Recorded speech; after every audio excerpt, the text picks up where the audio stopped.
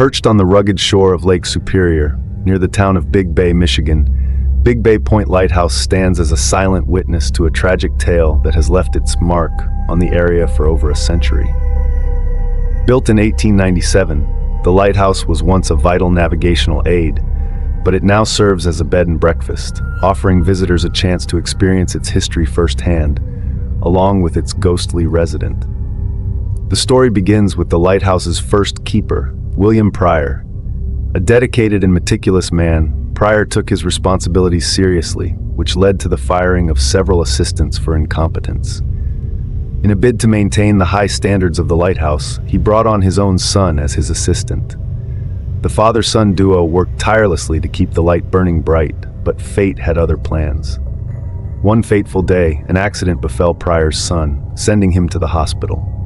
Despite the doctor's efforts, the young man did not recover, leaving William Pryor devastated. Overcome with grief and guilt, Pryor's world crumbled. In a moment of utter despair, he walked into the dense woods surrounding the lighthouse, carrying a pistol and a vial of strychnine. Despite a thorough search, he remained missing for 17 months until a hunter stumbled upon his skeletal remains hanging from a tree. Fast forward to the present day, the lighthouse, decommissioned and transformed into a charming bed and breakfast, still echoes with the sorrow of its past. Guests have reported numerous strange occurrences, all attributed to the ghost of William Pryor, who is said to haunt the premises, unable to find peace. I arrived at Bay Point Lighthouse on a crisp autumn evening, the sun casting a golden glow over the choppy waters of Lake Superior. The lighthouse, with its red brick tower and adjacent keeper's house, exuded a quaint charm, belying the tragic events that had transpired here. As I checked into the bed and breakfast, the friendly innkeeper, Miss Lawson, greeted me warmly. "You must be here for the ghost," she said with a knowing smile. I nodded, intrigued by the stories I had heard. She led me to my room, which was comfortably furnished with vintage decor, a stark contrast to the eerie feeling that settled over the place as night approached. As darkness fell, I found myself alone in my room, the only sound the rhythmic crashing of waves against the rocky shore. I sat by the window, looking out at the lighthouse beacon cutting through the night, casting fleeting shadows across the grounds. It was then that I heard it, the unmistakable creak of floorboards outside my door, followed by the soft sound of footsteps. I opened the door, peering into the dimly lit hallway, but saw no one.